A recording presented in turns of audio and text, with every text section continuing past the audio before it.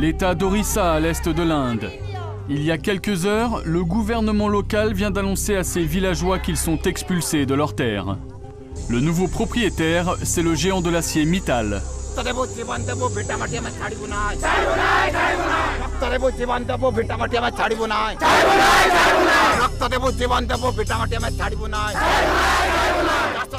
Dans la région, c'est 3 millions de personnes qui seront déplacées pour laisser place à des usines de traitement de fer.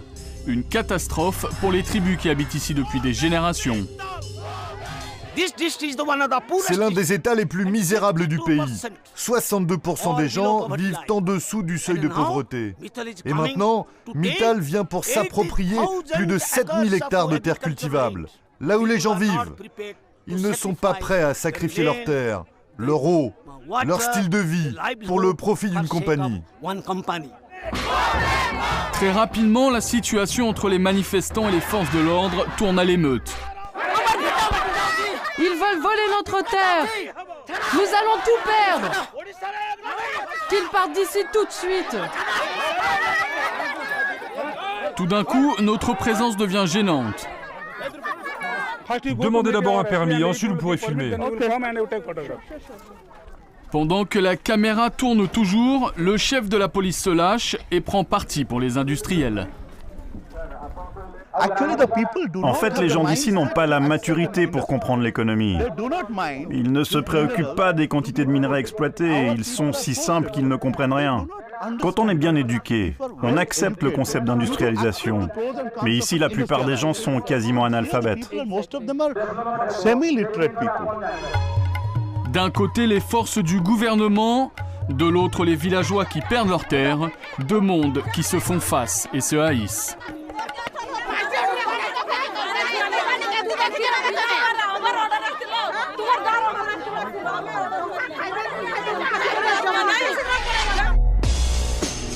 L'État d'Orissa, c'est la plus grosse concentration de minerais de fer en Asie.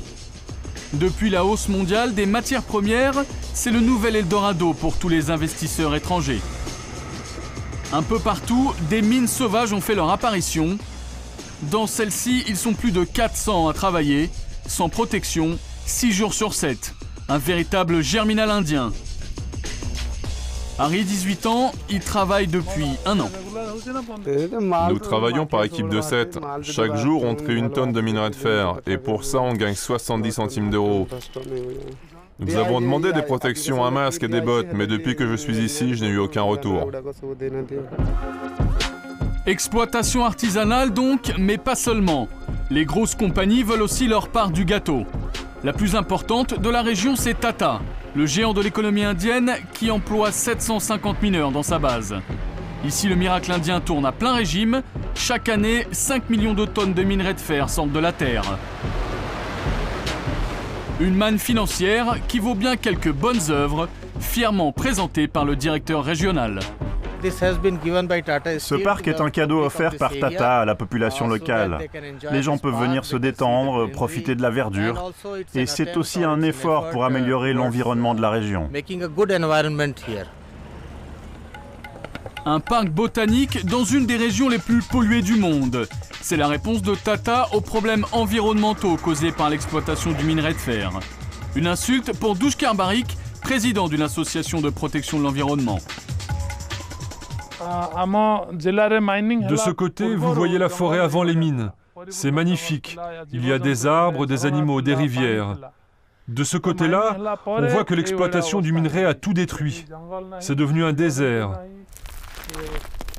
Toute la région est devenue rouge. C'est de la poussière de fer. En 5 ans, le prix du fer a été multiplié par 5.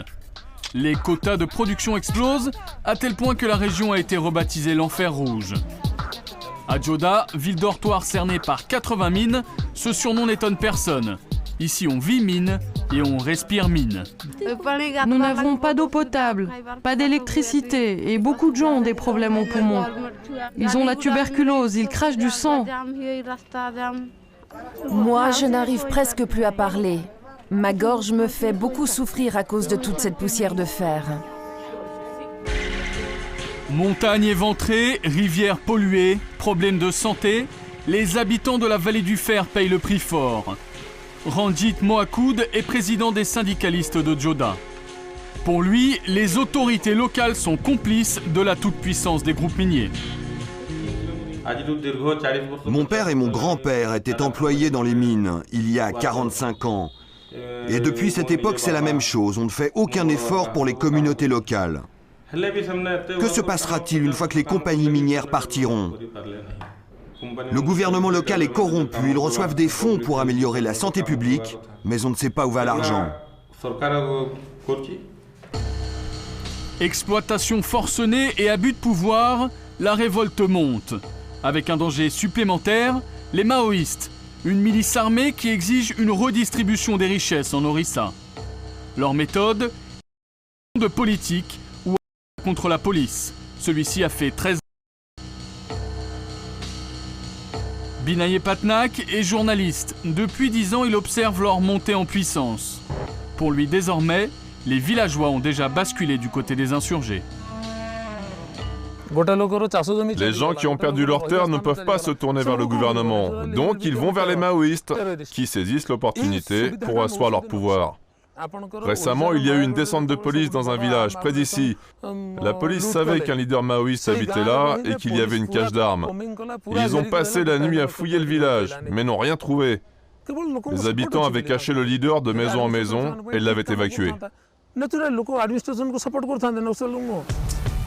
Les maoïstes, nouveaux héros de la cause des sans-terres. Une radicalisation qui pourrait bien peser dans la balance. L'année prochaine, l'Inde doit choisir son nouveau gouvernement. Et les populations tribales auront leur mot à dire.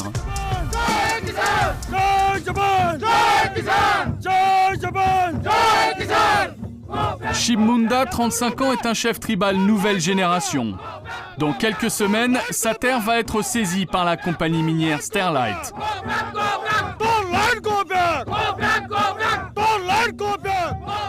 Lui a choisi sa méthode, la lutte armée. Et malgré des moyens rudimentaires, il ira jusqu'au bout pour empêcher les expulsions. Allez, venez tous par ici, asseyez-vous. C'est notre droit de vivre sur cette terre. Personne d'autre que nous ne peut l'exploiter. Lorsque les colons anglais étaient là, nos ancêtres ont sacrifié leur vie pour leurs droits. Donc nous ferons comme eux. Nous nous sacrifierons pour cette terre.